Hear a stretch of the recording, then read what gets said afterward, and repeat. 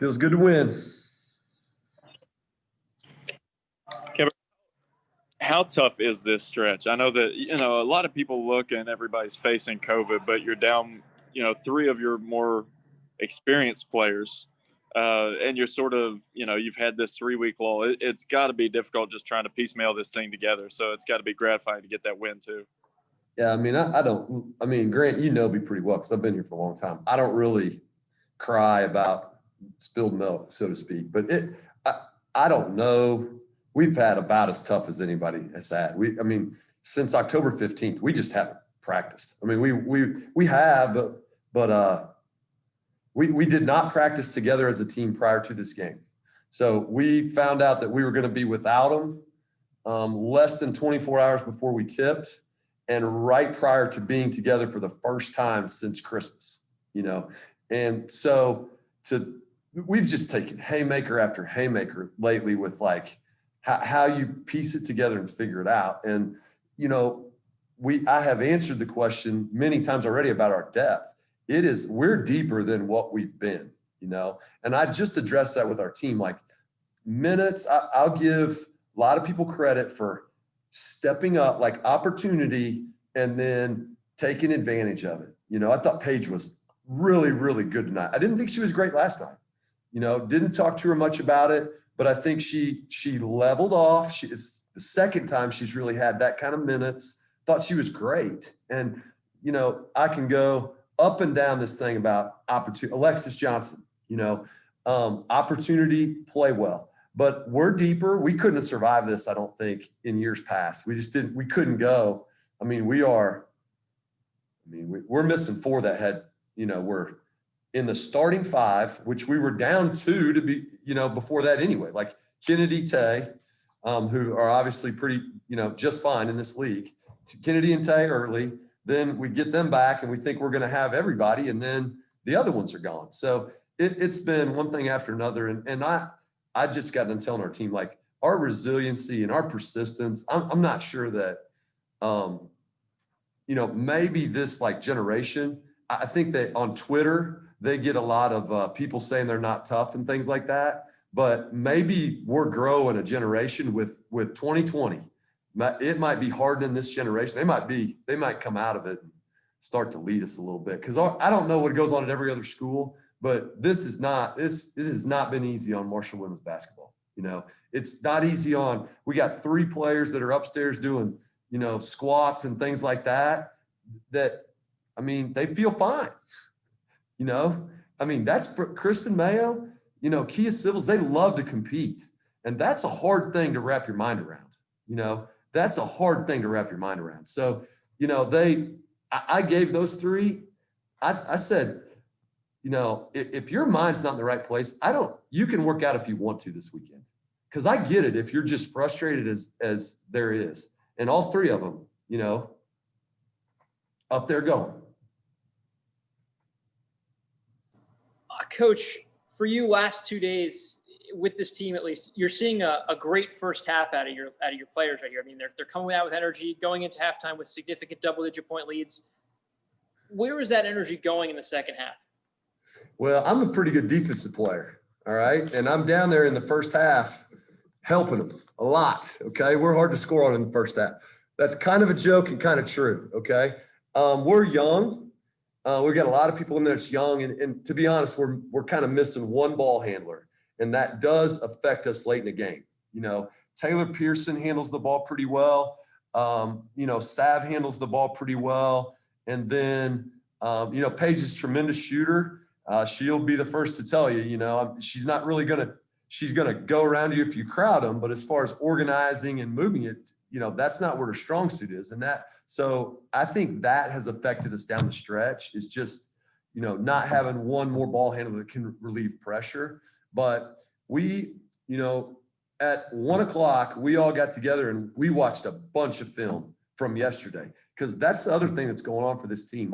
This should be the day after the last scrimmage for us. That's kind of where we're at. It's like we just got done playing in front of nobody and we learned what went on, except we played in front of people. We darn near got it done, but we didn't, So we went through a ton of things because we haven't got to practice. So any times we've had, consistency, it's gotten yanked away. So we're trying to get just foundation stuff right. So we taught a bunch of stuff for like 45 minutes on film. And then you could see we did a nice job of that in the first half. And then that's a seasoned bunch.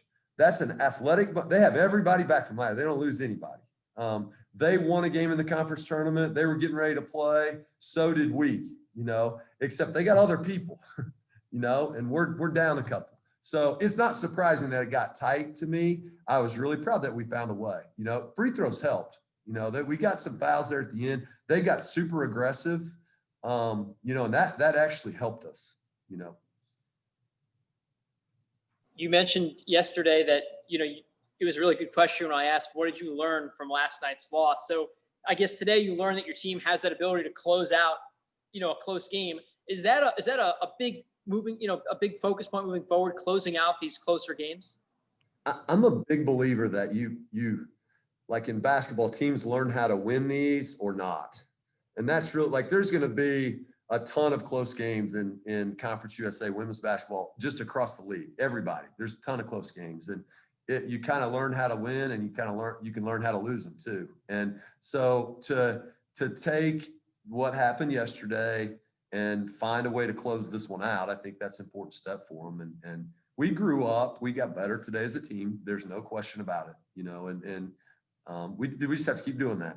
We just have to get a little bit better at a time, and we got to figure out a way to survive kind of the onslaught that we're facing right now. And then we need some luck based on what's been going on so that we can get everybody together, practice consistently, play consistently. Cause I do think, I think this team is pretty talented, and we do need some consistency so we can try to figure that out. I'm not predicting anything, but boy, I'd like to have them, and I'd like to have consistency, and I'd like to see where it can go. For Paige, I know that she's somebody that you've sort of wanted to take that next step with what she's doing, whether it be in practices leading up or execution on the court. She knocks down her first three today, and I think she finished in the fourth quarter with 4 or 5 rebounds to close out with 9. To see how big is that for this team moving forward, to see her start to come of age a little bit. I think Paige has grown up a lot from freshman year to sophomore year. And,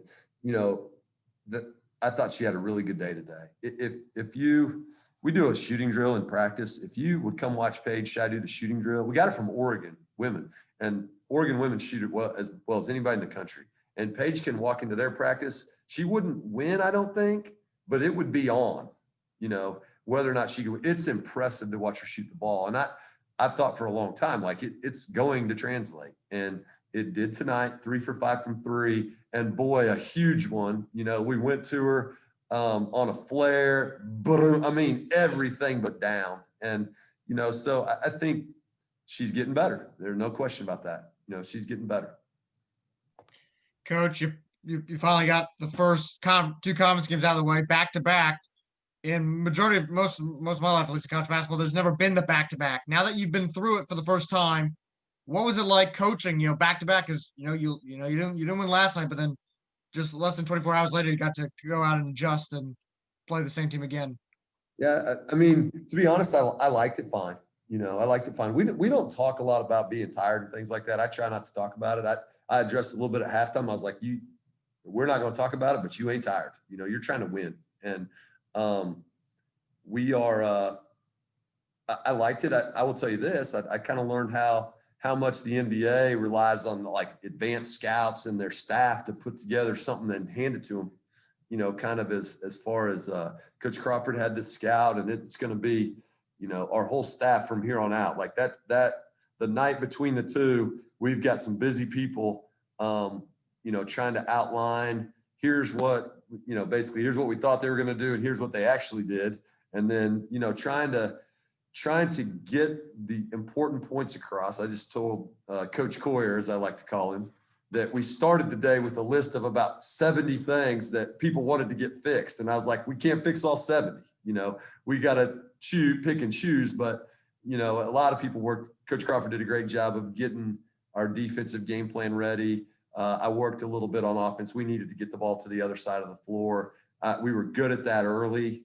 You could see that. I mean, that's the reason why we scored the ball well in the first half. Things kind of gum up down the stretch, and we did for us, but it was fine. I mean, we want to play, and our players want to play. So if they tell us this is the best way to do it, we'll do it. And consistency, you had the first 2 games, and now you had that 3-week break. You play these 2. Now you have to wait a week until you play your next game. So how do you address this next little break before Friday night? Get in the cold tub today. I mean, get your legs back, because we had to ride them pretty hard. And they did a great job of that. I mean, because that's the other thing about consistency that I've talked. We're not in shape yet because they haven't been able to be in shape. So, they're no way, shape, or form on, Thursday morning did I think that we would have to, play people as many minutes as that was not in the plan anywhere near. And then yesterday we got in there. I mean, basically the way we've played all year is try to get to the fourth quarter and find a way. So yesterday you get in there, and I mean, you're going to go with Taylor Pearson you're just going to have her in there, and you're just going to have Sav in there. And then it went overtime, and then we got beat. I mean, it's almost like if you could draw it up the worst way for yesterday to go, that was probably it. But they didn't think about that. They did a great job of just flushing. Here we go. Here's what we're going to do better. Let's go find a way. And they did. This might be a really random question, but it seems kind of relevant. Have you all had a practice this year in which you've had the full team at your disposal? We have, but it's been a long time. Okay. A long time. We consistently, absolutely not. I mean, not like 3 days in a row. Leading into Radford, we had like 6 for one day, and then we had like 9 for 2 days, and then we got to play Radford, And then actually, I think we might have right before St. Bonaventure, and then that's why I don't know. We might get creative. I read an article about the way that Georgia Tech is practicing this year. I'm not sure we're going to practice anymore.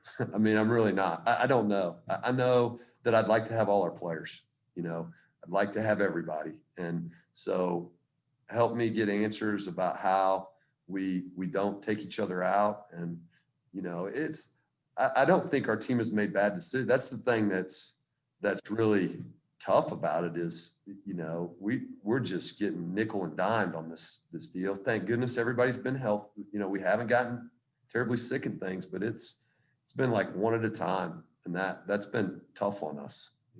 It just really has. So I'm proud of them for finding a way through that, and they've had to do it multiple times already this year. And I'm not sure practice. We're going to be Allen Iverson all year. There's no practice. Talking about practice, Grant. Come on, man. Well, you look ahead to this week, and I hate to bring it up, but at the same time, you're supposed to go to a Charlotte team that didn't play this weekend for similar reasons. How do you go about that this week? Do you try and get some kids to get their legs back just in case, or do you work with the team? Are going to have people move forward for stretch? Well, I've thought all along that I think our Mondays are going to be fairly light. Tuesday, Wednesday will be the hardest practice days of our week. We can't play 5-on-5, so it's kind of unique anyway. So you just, hey, you might not be able to tell this, but I'll be a better coach at the end of this year than I am right now. You may look at it and go, he ain't any better, but I am, because you make plans every day, and then, you can't be a control freak, because I don't have any control over anything. And you got to be wiggly, because like what you think is going to happen and how you think you're going to beat Louisiana Tech, it just goes out the window in a heartbeat. And then you just, okay, all right, well, didn't anticipate that, certainly didn't want it, but how do we go about finding a way to win? And I thought the plan on quick notice was solid. Almost got it done yesterday, and then did today. And that was a big win. That was a big win. Big win. When did you find out, just for clarity's sake, when did you find out you'd be without Kia, Kristen, and Lorelai? 5 o'clock Thursday. 5 o'clock Thursday. So literally like 26 hours before tip off, or 25. Yeah. Yep. 25. Oh, wow. Okay. Yes, sir. Thanks. Oh, sorry. Sorry, sir. You don't need to listen to me talk anymore. I promise. I'm good. You guys covered us. Thanks. Thank you.